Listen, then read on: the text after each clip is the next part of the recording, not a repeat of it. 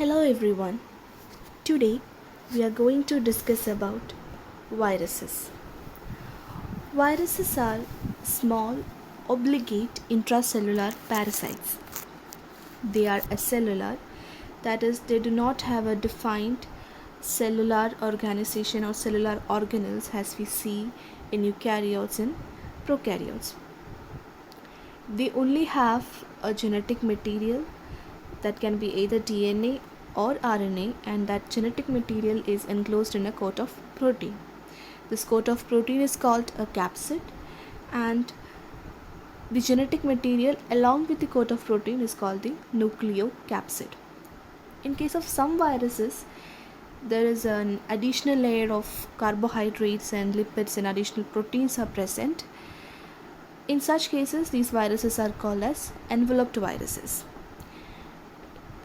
If the virus only contain the coat of protein and the genetic material, it is called a naked virus. Apart from the capsid, if they are having additional layers, they are called enveloped viruses. Viruses can exist in two phases, that is extracellular and intracellular. Outside a cell or outside a living cell, they are extracellular and they cannot reproduce. Once they get entry into a cell, that is a host cell, they become viable and they reproduce using the host cell's machinery. Now we will discuss a brief history about viruses, that is how they were found. So they were first identified by Dmitry Ivanovsky.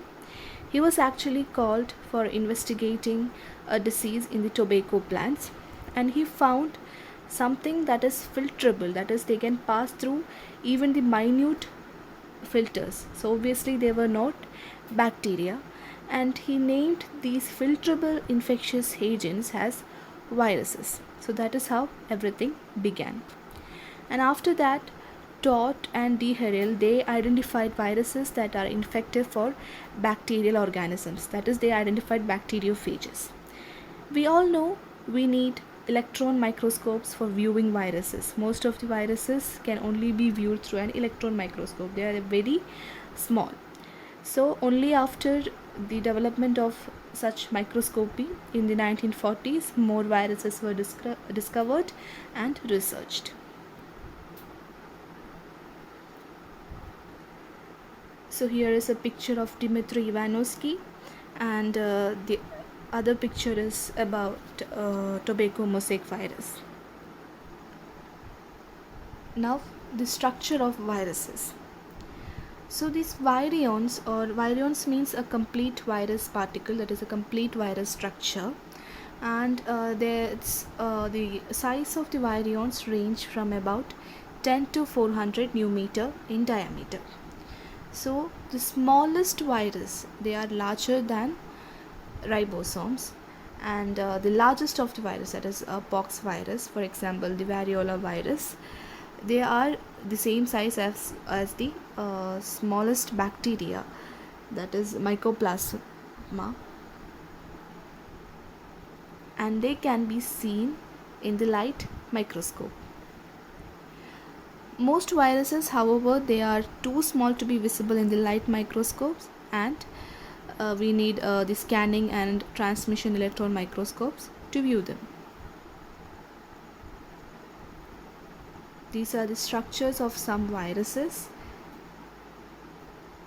We already talked about enveloped virus and naked virus. So this is the structure of an enveloped virus and naked virus. Examples for enveloped viruses are rabies virus, herpes virus, Selminki forest virus, etc. In the enveloped virus, you can see an extra layer apart from the nucleocapsid, and that extra layer is having spikes. These spikes, they help in attachment to the host cell. Now the viral capsid, they can be of different symmetry. They can be of helical symmetry or icosahedral symmetry or complex symmetry. Capsids are made of oligomeric proteins, and they are called as protomers. So in the case of helical symmetry or helical capsids, These protomers or these proteins are arranged in the shape of a hollow tube. Inside this protein wall or this wall of these protomers is the nucleic acid. The diameter of this capsid is determined by the shape, size, and interactions of the protomer units, and the length of the capsid is determined by the nucleic acid, that is the length of the nucleic acid. Here you can see the structure of tobacco mosaic virus. Here the protomers, that is the protein units, are arranged in a helical form into a hollow tube, and inside that tube is the genetic material. Here in the case of tobacco mosaic virus, they are RNA viruses, and it is the RNA is enclosed inside the tube. There is also an electron microscopic image of the tobacco mosaic virus. The next type of symmetry is icosahedral symmetry.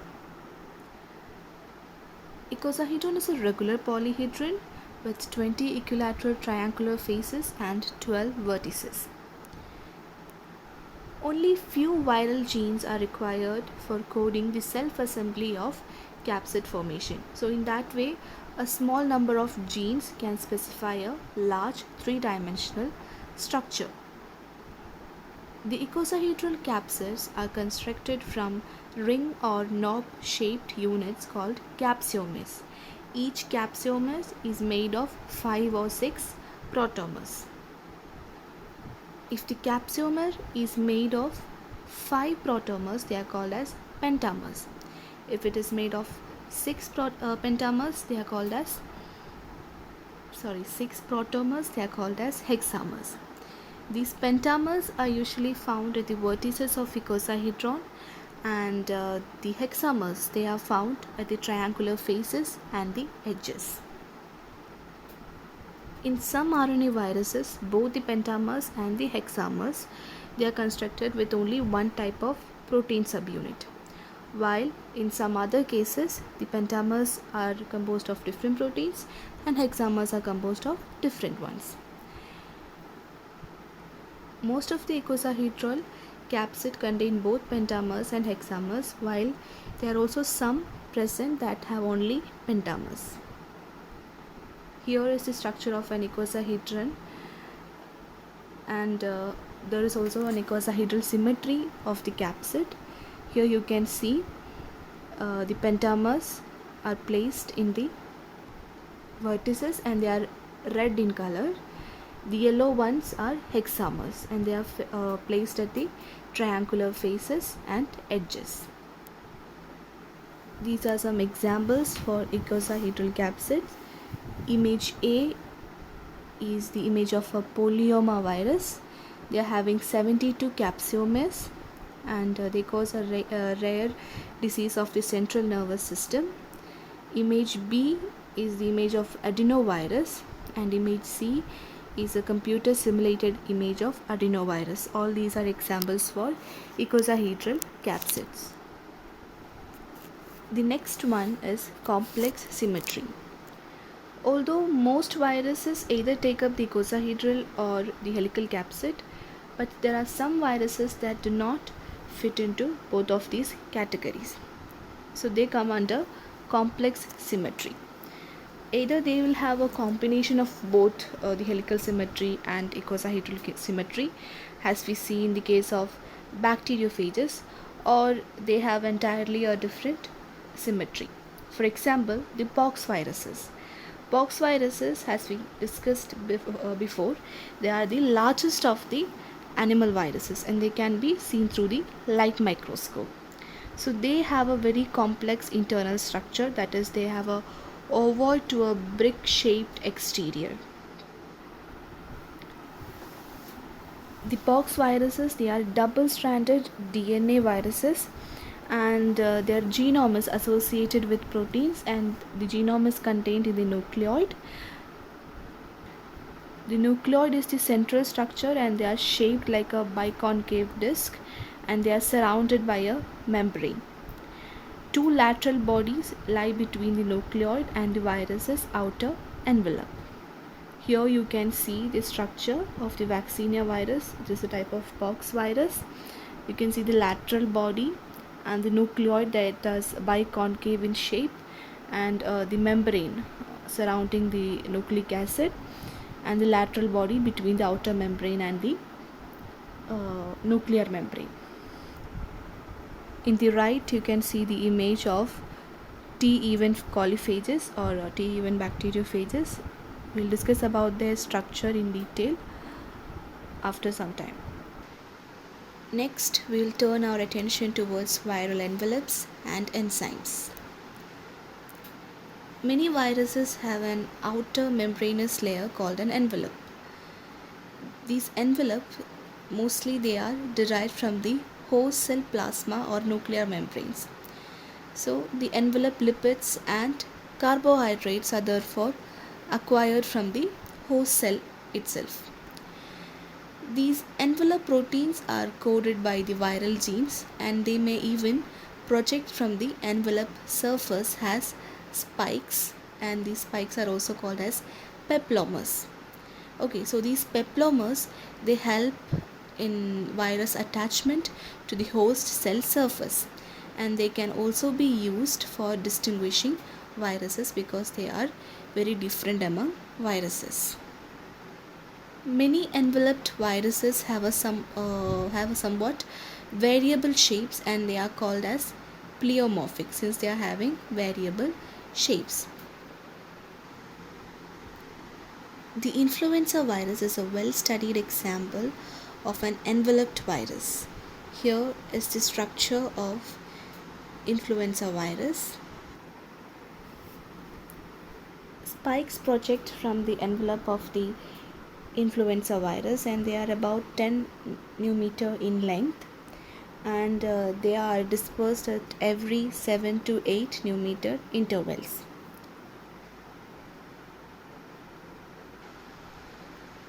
Some spikes consist of the enzyme neuraminidase, and they function in the release of mature virions from the host cell after replication. Other spikes are hemagglutinin proteins. They are called so because they clump red blood cells. The process is called as hemagglutination. These hemagglutinins participate in virion attachment to the cell. Most of the influenza viruses envelope proteins are glycoproteins, that is proteins that have a carbohydrate attached to them, while most proteins are glycosylated proteins or glycoproteins. There is a non-glycosylated protein. It is called the M protein or matrix protein, and it is found in the inner surface of the envelope, and they help in stabilizing the envelope. Originally, it was thought that viruses did not have any enzymes of their own. They only had a genetic material and a capsid covering them, or an extra envelope. But however, in the case of influenza virus, there is an enzyme associated with the envelope or capsid, that is the neuraminidase enzyme. Enzymes within the capsid, they are involved in nucleic acid replication. So in the case of influenza virus, it is an RNA genome. Influenza virus has an RNA genome. It is an RNA virus, and it carries an enzyme that synthesizes RNA using an RNA template. Thus, although viruses lack true metabolism and cannot reproduce independently of living cells, they may carry one or more enzymes essential for completing their life cycles. Now about viral genomes. So viruses are exceptionally diverse in the case of the nature of their genomes, because they have all the possible nucleic acid types, that is they are having single-stranded DNA, double-stranded DNA, single-stranded RNA, double-stranded RNA, and even partially double-stranded RNA. So there is a whole classification based on the viral genomes and their replication. It is called the Baltimore classification, and we'll discuss about that later.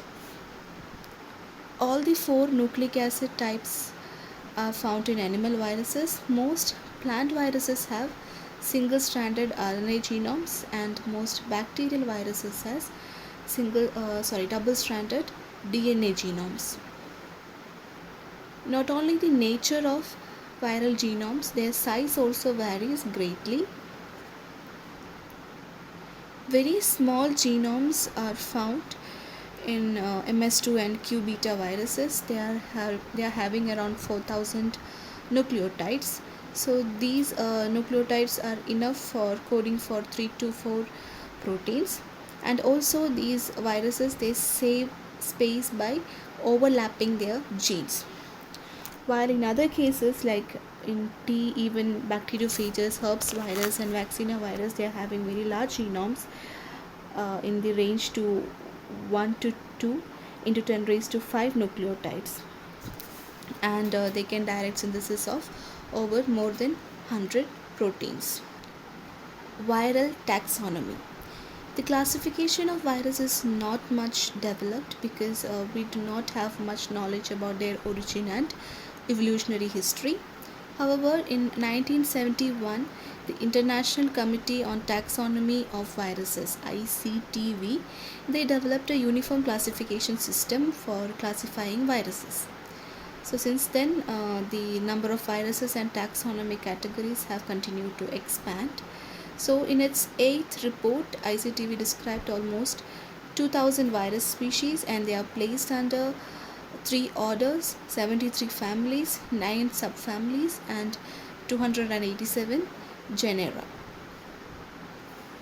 The characteristics on which these viruses are classified are nucleic acid type, the nucleic acid strandedness, that is whether they are positive sense or negative sense in the case of single-stranded RNA genomes, and the presence or absence of envelope, symmetry of the capsid, that is whether helical, complex or icosahedral, and the dimensions of the virion and the capsid.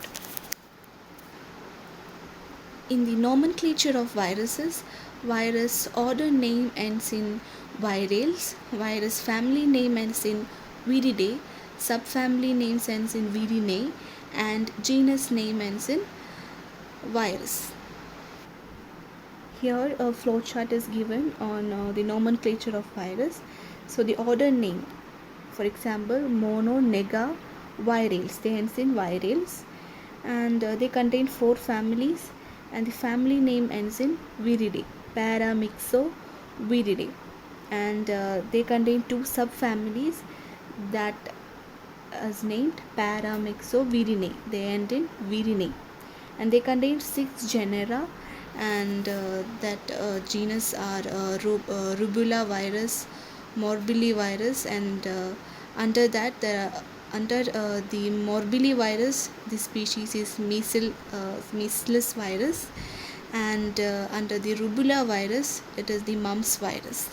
So it is a flowchart of how viruses are named.